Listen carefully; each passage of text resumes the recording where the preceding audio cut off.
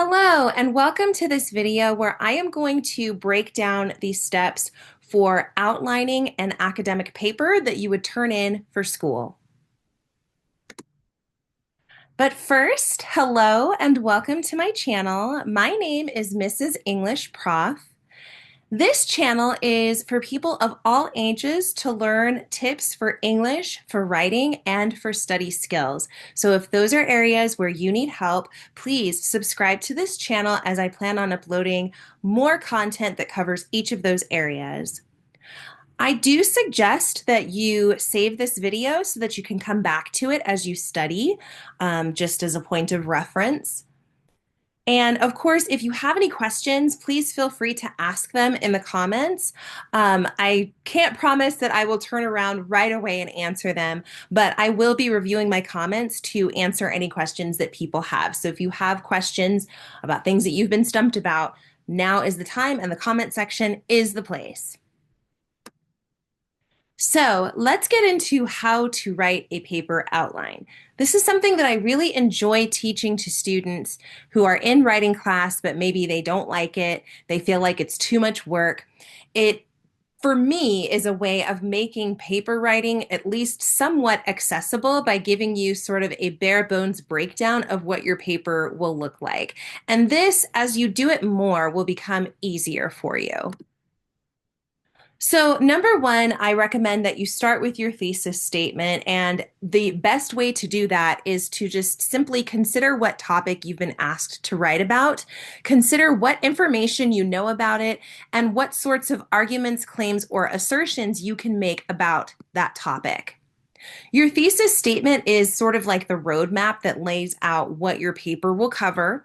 The best place for your thesis statement to appear is in the introductory paragraph of your paper.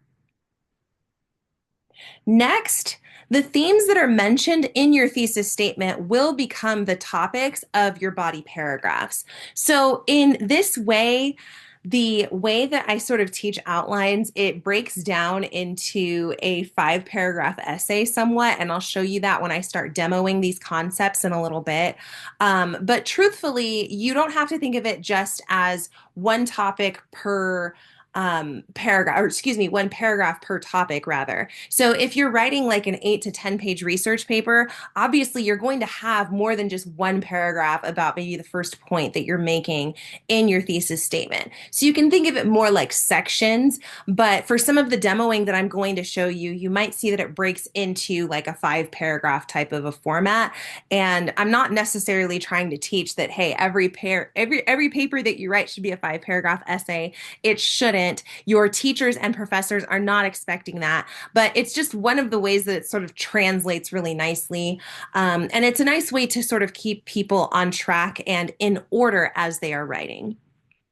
Last but certainly not least, the more thorough that you can be with your outline, the easier writing your paper will be. So while it might be easy to maybe put your outline in bullet point form and just write simple phrases or just a couple of words here and there to sort of cue you to what information is appearing where, that might not be the best approach to take when it comes to expanding your outline into a paper, simply because you might find that you are so bare bones on your outline that you don't have enough context to create the paper that you were supposed to write from it.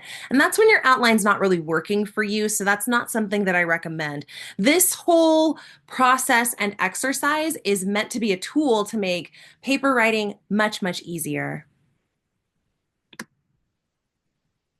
You'll want to also make sure that you include your resources on your outline. And I recommend this simply because if your teacher or professor is asking for a minimum of a certain number of resources, it's very easy to make sure that you've got all of that information when you include that stuff on your outline, because you can very quickly see that, hey, yes, I've got my sources. I can count them listed here. I have 4 of them. So that meets the requirements of what my professor is looking for. When I say sources or resources, resources. This can be a wide range of things. So obviously, research is confined to whatever it is that you're able to find in an academic library, of which there's lots to find. Definitely take some time to speak with your local librarian or with your school's librarian if you are trying to do research. But in addition to the sort of academic journals and articles and those sorts of reports that you might get from the library, including quotes from a novel, like if you're trying to do some sort of a literary analysis, putting your quotes onto the outline is also a really good idea, just so that you can make sure that you've got all of your evidence lined up, everything's pulled. It's just much easier that way. Okay, let's hop over to my word processor so that I can do some demoing. Okay, so now that I've come over to my word processor, I just want to put on the page all those concepts that I was just talking to you about a minute ago. So we have this prompt here that centers on the Crucible and the character John Proctor. This is just for the sake of example, but the prompt is asking us here, is John Proctor a good person in the Crucible? Explain why or why not. You don't have to have read the Crucible in order to follow along with what I'm about to do here. So the first thing I want to do is write my thesis statement about John Proctor. And I'm being asked whether or not he is a good man, good person, or if he is not a good person. And so off the top of my head, I'm just going to say that I don't think that he is a good person. Now, people have argued that he is a good person in several other papers successfully. This is just for the sake of example. I don't recommend that you take this and then copy it verbatim and turn it into your teacher if you're being asked to write a paper about the Crucible and about John Proctor. So I'm going to say, for the sake of this example, John Proctor is not a good man because he has an affair on his wife. He calls his mistress a whore in court, and he does, not confess to his wrongdoings until very late in the play. So these are just my reasons here. This is my sample thesis statement. I'm saying that John Proctor is not a good man because he has an affair on his wife in the Crucible. Then he calls his mistress a whore in court, and he does not confess to his wrongdoings until very late in the play. So with that being outlined already, I know that I have, usually I will copy my thesis statement onto Roman numeral number 1 with my introduction, or I might do it like this. And then here is under this A, and I'm going to press tab again just to kind of show that the thesis statement is contained within this first paragraph, this introduction paragraph. It's not a paragraph by itself. And so moving forward from Roman numeral number 1, this is going to be my first body paragraph that I'm outlining next. And if I look here at my thesis statement, the first thing that I mention about him not being a good man is because he has an affair on his wife. I'm actually going to highlight that. I'll highlight it in yellow for now. So John Proctor is not a good man because he has an affair on his wife. I know from knowledge that Proctor is a man of the cloth, and also adultery was considered evil at this time.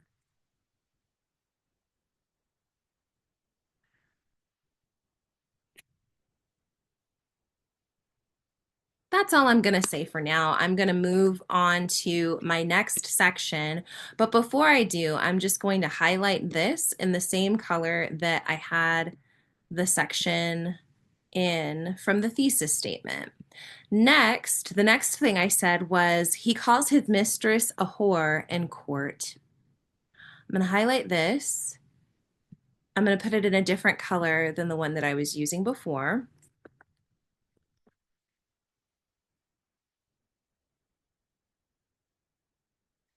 So, I also know from just my background knowledge of the Crucible that part of the reason why John Proctor called his wife a whore was because he was trying to deflect from his wrongdoings by getting her to admit that there was an affair that had happened. If she could admit to the affair, if she could also accuse a person of being a witch publicly in court, then she would sort of get the ball rolling for what John Proctor didn't want to have to admit publicly to having done.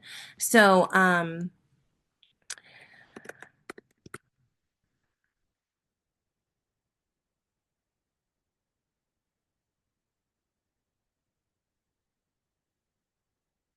it also seems that he is resentful. He has resentment towards her for his indiscretion. Um, and that's pretty much all that I am going to say for that as well. I'm going to move forward to the last thing that I said here, which is he does not confess to his wrongdoings until very late in the play.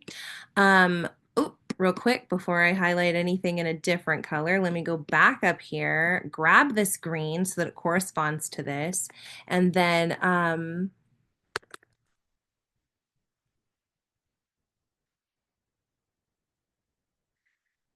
he does not confess to his wrongdoings until late in the play. I'm going to highlight this in, we'll take this pink color because why not?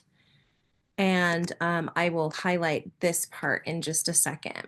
So throughout the play, Proctor is racked with guilt. I think that's the right racked. I will definitely be covering homophones on this channel as well. So if you ever get tripped up on like there, or your, I will be covering those as well. I think that this is the right racked. Microsoft Word isn't saying anything to me about it, so I'm gonna leave it alone for right now. Throughout the play, Proctor is racked with guilt. Um, uh,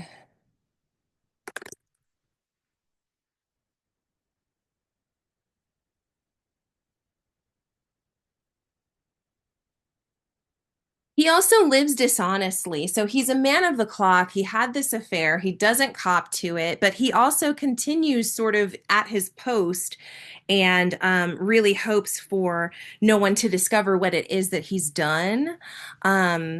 Which is dishonest and misleading to his congregation, to the citizens of the town, etc., all of those different things. So one thing that I want to note, and I will highlight this in a different color, in the same color that I had up here for the thesis statement. We kind of have a Mardi Gras theme going on.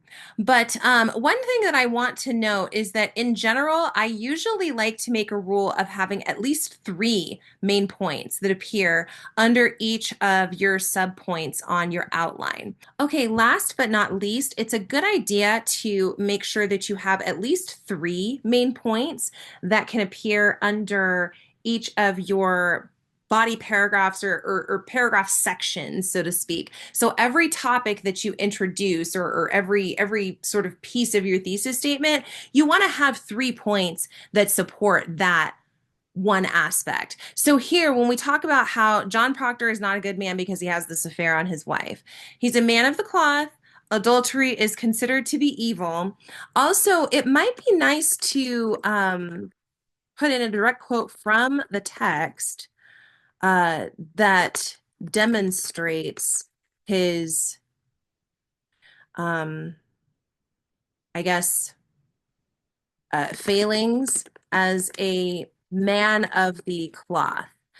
So, this is where we point to the text and we see any instances of, and again, it's been a little while. I know some things from the Crucible, but any instances where he might be drinking or smoking, or where he might be speaking about subjects that men of the cloth aren't supposed to speak about, or speaking in ways that he wasn't supposed to. Those would be really good examples to point to in a section like this. If we move on to the next section where Proctor calls his mistress a whore in court, this was a deflection tactic, as we said. He's got a lot of resentment for his indiscretions against her because of the way that she started acting after this affair. But I might also add a direct quote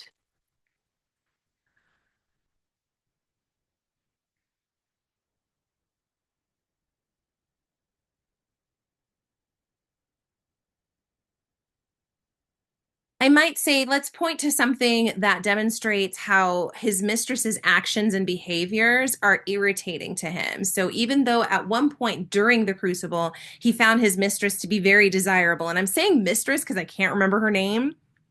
I think it was Abigail, but I could be wrong and I don't want to be misleading. But at one point, he desired her. He thought that she was great. And then he sort of falls out of the lust and luster with her and starts to resent her through the play. And her actions also become wildly different as she becomes very jealous of John Proctor's wife after the affair. So I would want to pull a quote that directly demonstrates this in a section like this. And then last but certainly not least, in this last section down here about how he doesn't confess his wrongdoings until late, I would probably quote what he says when he does confess, simply because the contents of that will signify like what sort of remorse he was going through and where his emotional state was at and things like that. I know that I have written up a thesis statement that sort of paints John Proctor as this negative person, but even in talking about his wrongdoings, we can sort of see where his emotions start to get the best of him. So he obviously has guilt. He obviously feels remorse. He just doesn't take the actions that a lot of people wish that he would. In the Crucible. But all of that being said, this is a basic outline for what this paper could look like if we were going to write this paper on the Crucible and doing this character analysis on John Proctor. This is very bare bones, my friends. I did this for the sake of this YouTube video because I wanted to give you an example, mainly because I wanted to show you that yes, it is possible to do this. It is possible to go from a blank page with just a prompt to something that you can work with, so to speak. The last section of this would be the conclusion, of course. And something that I like to recommend to people with writing conclusions, because I know that a lot of times people get caught up on like, okay, I just need to restate what I said in my introduction, which, yeah, that's one way that you can approach the conclusion. But what I always like to do is maybe point out some observations that I haven't talked about previously in the paper. Now, these are not big, huge revelations that would need their own body paragraph sections to really flesh out completely, but maybe just some minor observations, such as the one that I just made about the fact that my paper is going to be painting the picture and doing this analysis of Proctor as though he is not a good man. He is not a good person. However, we can see evidence of his humanity throughout his actions in the Crucible and the things that he says as well as the things that he doesn't say. So even though he's flawed and I am taking the approach of him not being that great of a person, he is still a human with emotions, and humans are imperfect by their nature. That might be something that I say in this conclusion just to sort of bring it back and swing the pendulum in a different direction a little bit. But that's just one example of how you can do that. But my friends, paper outlining can make so much of the paper writing process easier because at this point now with the introduction, you really just need a hook, which can be a simple fact about the Crucible. It doesn't have to be something that's, out of this world, over the top. And then two more sentences and then into the thesis statement, and the introduction is done. Depending on the length of your paper, however long it is required to be, your outline is going to look a little more detailed and different. It might have more sections in it, such as 7 or 8 of them, as opposed to just 5, is what I'm showing here on this demo example. But friends, this is what I recommend using. I don't recommend that you approach paper writing by just staring at the cursor blinking on the blank page. Rather, I think that you should use an outline so that you can keep yourself on track as you are working. Okay, my friends, that's all that I've got on this topic for writing an outline for your academic paper. I hope that this was helpful. If you have any questions, please feel free to ask them in the comments. Otherwise, please make sure if you liked this video that you give it a thumbs up. Also, make sure that you're subscribed. For those of you who have been here a while, I'm going to start uploading more consistent content to this channel. Thank you so much for being here. Make sure that you also have your notifications turned on so that when I do upload, you don't miss out on those. Thank you so much for watching, and I'll be talking to you again soon.